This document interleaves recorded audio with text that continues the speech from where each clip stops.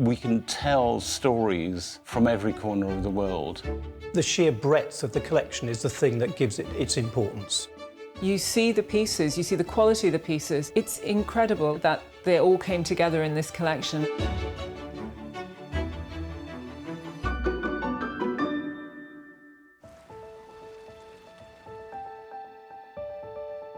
This area down at Kew Bridge, absolute heart of Leighton country. He would have known this stretch of river extremely well. His family had lived here for generations. Leighton moved to 5 Kew Bridge Road, and that's where he centred his operations for decades. Imagine the river. Back at the end of the 19th century, early 20th century, it was a very, very productive area of river. During the river dredging, during the river works, during the bridge construction, vast numbers of objects were dredged out of the river, taken from the river, and many of them found their way ultimately into Leighton's collection. The river is, even today, still giving up treasures, because we've just walked along the foreshore here out at Kew Bridge and picking up this fragment of probably 18th century, big 18th century cooking pot. So the stuff is still turning up, as it would have done back in Leighton's day, and now found their way into the Museum of London. The Layton Collection is just an extraordinary assemblage of artefacts put together by Thomas Layton, a Victorian trader and gentleman of Brentford during the 19th century. We know he becomes elected as a Fellow of the Society of Antiquaries, and this would have been a very important step in terms of being seen as a serious collector. And he ranged far and wide through the sale rooms, buying objects from dredger crews, from other collectors, and he put together an extraordinary collection which lived in his house until his death.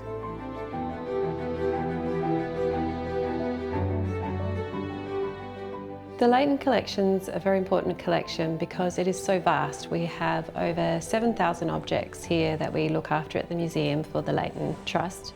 It speaks to these two different collections in a way. They cover an enormous variety of different types of objects and from many, many different parts of the world, with prehistoric, Roman and later artifacts. Some of the finest pieces of prehistoric metalwork that we have surviving from London. And then we have this international collection of ethnography.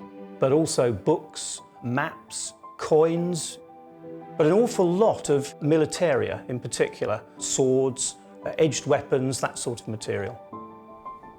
Because there are so many spearheads in the river, they must be ritual objects offered to the river, an attempt to fight off the rising tide. The Thames was inundating the lower part of its valley. Bronze Age communities had no engineering solutions. The only thing left to them was to simply try and fight off the river using sympathetic magic. Leighton doesn't seem to have confined himself to any particular field of collecting. And when you see the pieces, you see the quality of the pieces, it's incredible that they all came together in this collection. And as such, offer us a fantastic opportunity to tell incredible stories, both about London, but about further afield as well. And in part, this was being done with an aim to create his own museum. So it's an incredibly varied collection. We've recently been doing some work on the ceramic collections of Leighton, and this pot immediately struck me. It's an amazing piece, but of course the thing that kind of catches the eye is this tiny little figure of a monkey clinging to the handle. It's a stirrup spout bottle produced by the Chimu culture of Peru. The pot was probably produced sometime between around about 900 AD and 1470 when the Chimu were conquered by the Inca. I love this vessel. It's finding something from Peru in our stores here in London, that connection to the huge range that we find in Leighton's collections. The importance of the collection lies in its sheer breadth, because without that Leighton collection, we would tell a very much less rich story about London's early past. It gives us that view into Thomas Layton's taste and his inquiring mind. It also gives us a view into what people were interested at the end of the 19th and 20th century when it came to antiquarianism. There was a desire for knowledge, there was a curiosity about objects, there was a sweeping of knowledge from the rest of the world to inform thinking. The Layton Collection's importance has increased, I believe, in recent years. Because he collected from everywhere, we can now reflect the diversity of London in the material that's held within the Layton Collection. This object here has a very interesting story to it. It's a European replica made here in London of a traditional Maori fighting weapon called a patu. It was used by Maori warriors in hand-to-hand combat. I find this object particularly interesting because a lot of the material in the Layton collection, we don't know a lot of the background information to it. This one, because of the engraving, we know who made it, and we know that it links to that particularly exciting period of time of world exploration, scientific discovery.